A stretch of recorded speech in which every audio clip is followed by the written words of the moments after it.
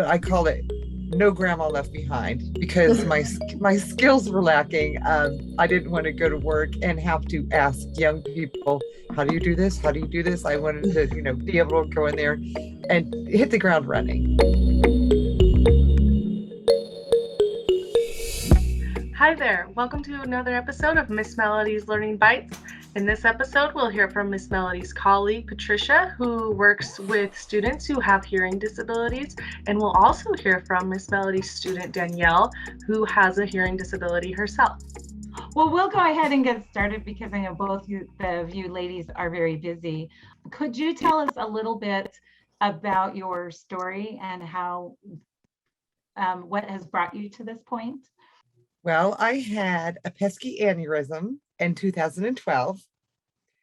And when they woke me up from my medically induced coma, I had no eyesight and I was deaf in one ear with tinnitus. But at the beginning, we focused so much on my sight that I really didn't realize how deaf I was until, this is strange, that I went to New Horizons in 2014. And I didn't understand why I wasn't learning. And I'm like, I can't hear. I can see the instructor's mouth moving. I'm paying attention. I'm in the front. But after that, I went and had a hearing test and found out that I indeed am profoundly deaf in my right ear, which is pretty much means it's gone, with diminished in my left. So they sent me up some cross hearing aids. So I finally had some surround sound going on. And so I had to learn how to learn how to relate to people in public situations and with my own family. You mentioned having to relearn how to learn. So your methodology of understanding is different now. It's completely different. I used to be able to, I could turn my back on a piano, you could play a note, and I could tell you what the note was. That's no longer the case. Reading is just reading a book is the only way that I learn how I used to learn. But this is a whole new ball game as far as video conferencing and learning in a classroom. So I did have the choice to have my Baja blocks implanted, and that does help. Not as much as I thought it would. For adding a hole in your head, it's not quite as much as I thought it would be.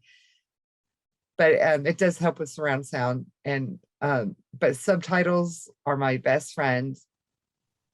I use them on TV and on my phone, and I have to, as you know, for me being in your class, ask you to kind of go back and repeat yourself or go back and read it later, because I didn't want to interrupt the class too often. And Melody, I just have to say, have you taught people with hearing loss before? You're my first. You, the way that you speak, and she attacks her consonants. So when she speaks at the end of a word, the T is very pronounced, and her consonants at the beginning are really pronounced. So I didn't have to ask her over and over to say a word. Is it cat, hat, bat, gnat? She really made it clear for me the first time. And it was very few times I had to ask what word she said. So kudos to you, Melody, and you're like a pro.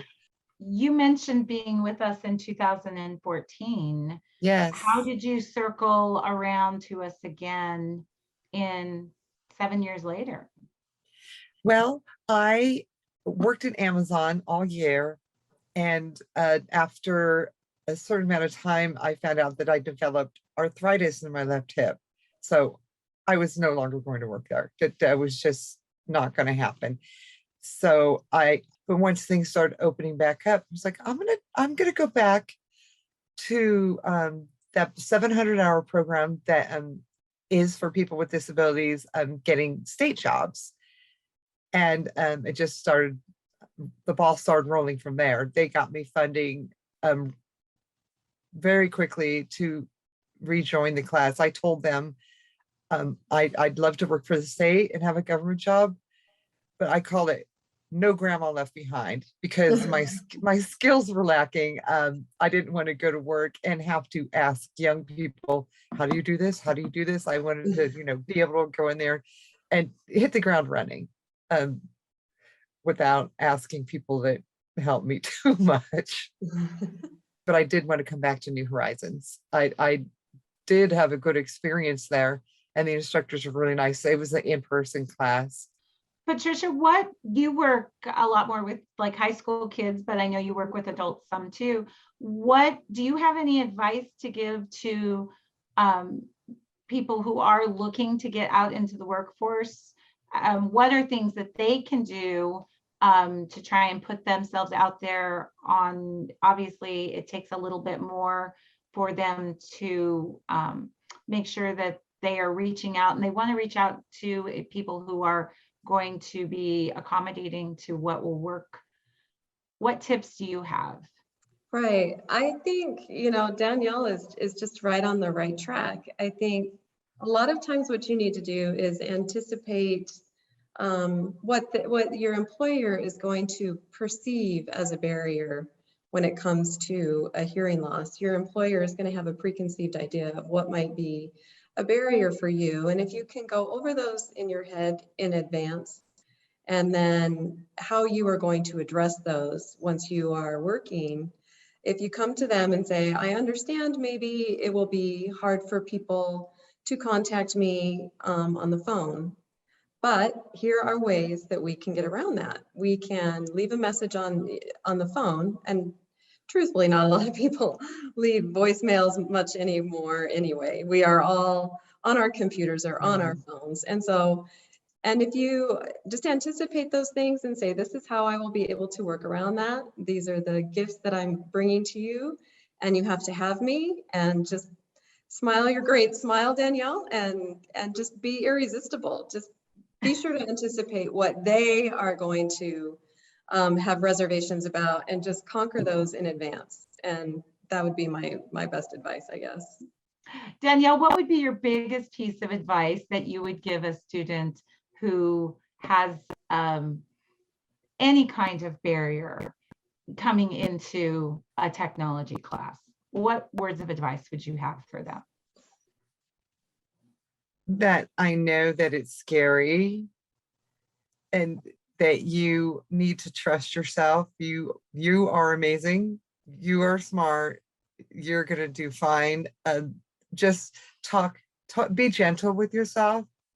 Allow yourself moments, coffee cup moments. Get up, walk around, but trust that you're going to do well, because you have amazing instructors. Patricia, what would your advice be to a student who has barriers that they need to overcome? What would be your parting words? Well, Danielle put it very succinctly. I think she did a great job. And yeah, just keep working really, really hard. Just work hard and forgive yourself for those moments where you are frustrated. And find an outlet, find something that encourages you, that makes you feel rejuvenated, and be sure to address yourself as a whole person. Make sure that so often with our students, they forget to eat, or they forget to sleep. They forget those self-care things.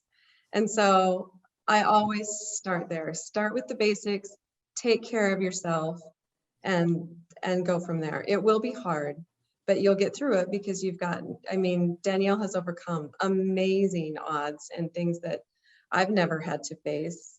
And once you do that once, you can do it again. Those are fabulous words. If I am hearing both of you correctly, what you are saying is that you need to be willing to dive in, embrace the opportunities, don't be afraid to fail. I will say technology classes are fabulous because you can't break it. Control Z. That's right. Don't you wish you had an undo button on life? Where else in the world can you have multiple undos? What a great opportunity to try something, because if it doesn't work, you can just undo it.